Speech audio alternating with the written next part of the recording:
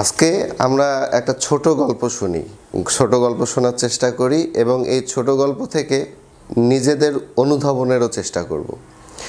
তো প্রথম আমরা যে গল্পটা আজকে বলবো, একটা হচ্ছে কাঠুরিয়ে, বাঘ এবং ছাগল, এই তিনটার সমন্বয়ে গল্পটা তৈরি হবে। সুতরাং মনোযোগ দিয়ে শুনুন। এক কাঠুরিয়ে জঙ্গলে গেছে কাঠ কাটতে। সে প্রতিদিনই তার এই কাঠ কেটেই জীবিকা নির্বাহ করে। তো যথা নিয়মে সে একদিন কাঠ কাটতে গেল বনের মধ্যে যে দেখতেছে একটা বাঘের ছানা, বাঘের বাচ্চা, সে কাতরাচ্ছে। সে কি করলো, সে ওই বাঘের ছানাটাকে বাড়িতে নিয়ে আসলো এবং তার যে ছাগলের একটা পাল ছিল, সে যে ছাগল পালতো, এই ছাগলের রাখার জন্য যে ঘর, এখানে সে ওই বাঘের বাচ্চাটাকে রাখলো। সে আস্তে আস্তে বাঘের বাচ্চাটা বড় হচ্ছে, সে খাওয়াচ্ছে, সে ছাগলের সাথে দৌড়াচ্ছে, খেলতেছে, আস্তে আস্তে বড় হচ্ছে।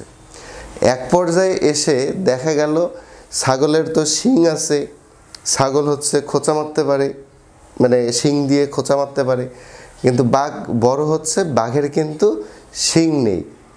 এর আরেকটা বিষয় ছাগল সবাই কিন্তু দেখতে একই রকম, জাস্ট যে বাঘের বাচ্চাটাকে নিয়ে আসছে এইটা কিন্তু দেখতে আরেক রকম। তো এখানেও একটা ভিন্নতা। তো এই বাঘের বাচ্চা ছাগলদের থেকে আলাদা হয়ে গেল। সে নিজেকে খুবই হতাশাগ্রস্ত মনে করতেছিল, কারণ সব ছাগল একই রকম দেখতে আর সে অন্যরকম। তার মানে তার মধ্যে কোনো বিকলাঙ্গ বা বিকৃতি ঘটেছে, যার ফলে সে এরকমটা হয়েছে। তো আবার ছাগল যেভাবে ডাকে বাঘের গলা দিয়ে, সেরকমটা আসে না।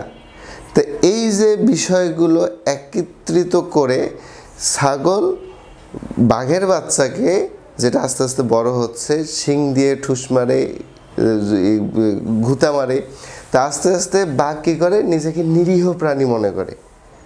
আর ছাগলরাই ওখানের মধ্যে সাহসী একটা প্রাণী।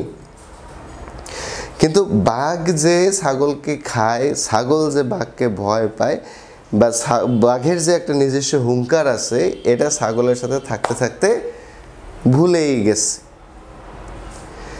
তো এইখানে যে বিষয়টা যে আমরা যে দলের মধ্যে আছি, সেই দলের মধ্যে আমরা আমাদের এই বিষয়গুলোকে একত্রিত করে হারিয়ে ফেলতেছি। তো হঠাৎ একদিন ওই বন থেকে বাঘ ওই ছাগলের খামারে আসলো হামলা করতে এসে ওই ছাগলের খামারে যে বাঘের ছানাটি ছিল, এই বাঘের ছানাটি দেখে যে তারই মতো চেহারা, তারই মতো রং, ছাগলকে হামলা করতে আসছে। তাদের গলা থেকে বেরোচ্ছে আরেক রকম শব্দ, আর যে ছাগলের সাথে ছিল এই বাঘের ওই রকম শব্দ আসতেছে না। সে কখনো এটা ট্রাই করেনি।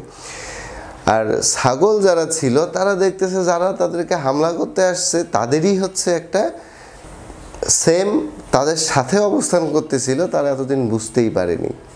তো এইখানে যে পয়েন্ট অফ ভিউ, সেটা যে আমরাও আমাদেরকে এমনভাবে উপস্থাপন করতেছি, আমরা আমাদের সার্কেলের সাথে এমনভাবে মিশে যাচ্ছি, আমরা আমাদের সার্কেল চুজের ক্ষেত্রে এমনভাবে চুজ করতেছি যে আমরা ওই ছাগলের আড্ডাখানায় আমাদের মতো বাঘের বাচ্চা যে অবস্থান করতেছে। আমরা প্রত্যেকেই এক একটা বাঘের বাচ্চা, কিন্তু আমাদের ওই সার্কেল, আমাদের ওই টিম, আমাদের ওই দলের কারণে আমাদের সেই বাঘত্ব, আমাদের সেই বাঘের মতো যে আচরণ, বাঘের মতো যে আমাদের ক্যাপাবিলিটি, এই বিষয়টা কিন্তু বাহির হচ্ছে না। তাই নিজেকে জানুন, নিজেকে জানার সাথে সাথে এই রকম সার্কেল থেকে বেরিয়ে আসুন। খুব শীঘ্রই আপনি আপনার অবস্থান চিনতে পারবেন। কষ্ট করে শোনার জন্য ধন্যবাদ।